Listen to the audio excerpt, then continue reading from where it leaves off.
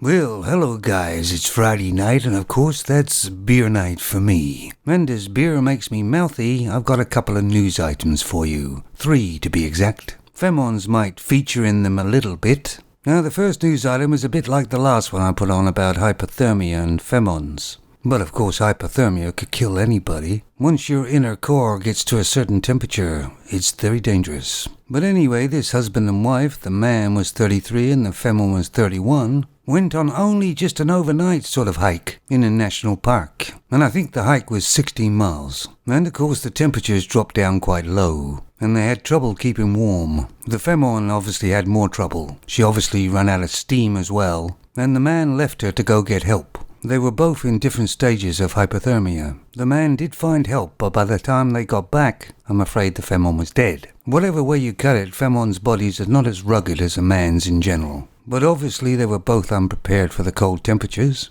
And this man wasn't a boy, he was 33 years old, he should have known better. And of course, whenever a femon dies, even accidentally, they try and find the nearest man to be suspicious about. Because a femon can't just naturally die, she's a goddess. Now I personally think it's just a tragic accident. It's obvious the reason why he left the femon is because she was tired, she couldn't go on any further, and she was too cold. But it will be the man's fault either way, even though the poor man has just lost his wife. Actually, might be alright really. And I bet you they both had their mobile phones with them, thinking that they're invincible because the phone can tell them all and do everything. Well, it can't keep you warm when you're freezing to death. And maybe some of you will blame the man, but let's face it, they were both adults. They knew what they were doing, they made the decision. But it does seem such a waste. In a car accident, you have no choice. But if anybody goes into these sort of places, be prepared for the unexpected.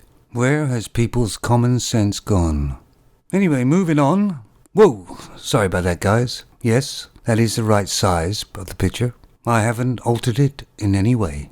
This femon was refused to board a plane because she wouldn't fit in the normal seats and was told she'd have to pay another $2,500 to get a first-class seat that she would fit in. This apparently is a 38-year-old influencer, of course they always are, large femon, who if she continues on the way she is, might reach 50 if she's very lucky. The airline was Qatar Airlines. No word on their response as yet. But if she won't fit in the seats, she just won't fit in the seats. Nothing they can do about it.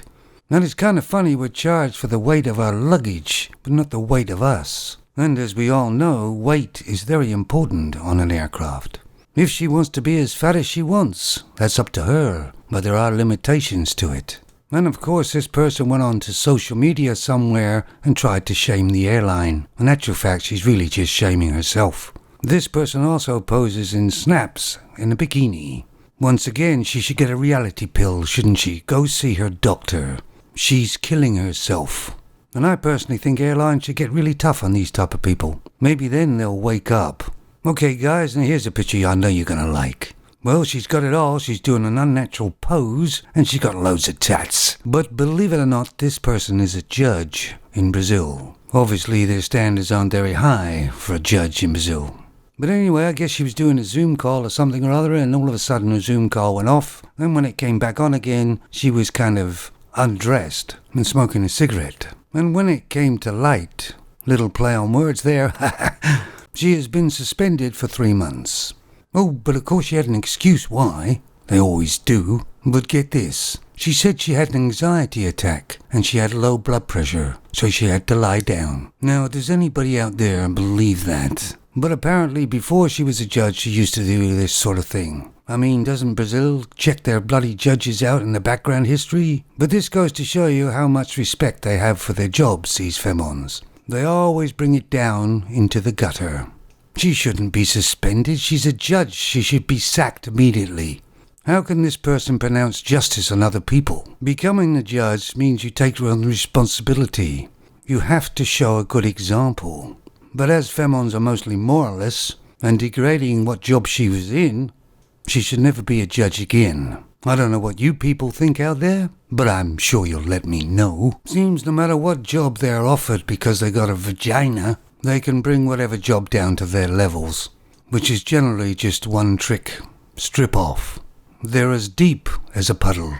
But everything seems to be about femons nowadays, doesn't it? We have in the UK, Love Island, people who are fake and false, and it's all about the drama and superficial looks. A program made for femons. Celebrity, get me out of here. Put some people together. They know the camera's on, so they all act. Another fake and false program. And it's all about the drama. Another program for femons. Dancing with the Stars. Femons can dress up in a nice glittery outfit and dance in front of loads of people and get plenty of attention. I still don't know where they got all these so-called men from that are willing to dress up and prance around with these femons. And then you got the judges that praise them all up.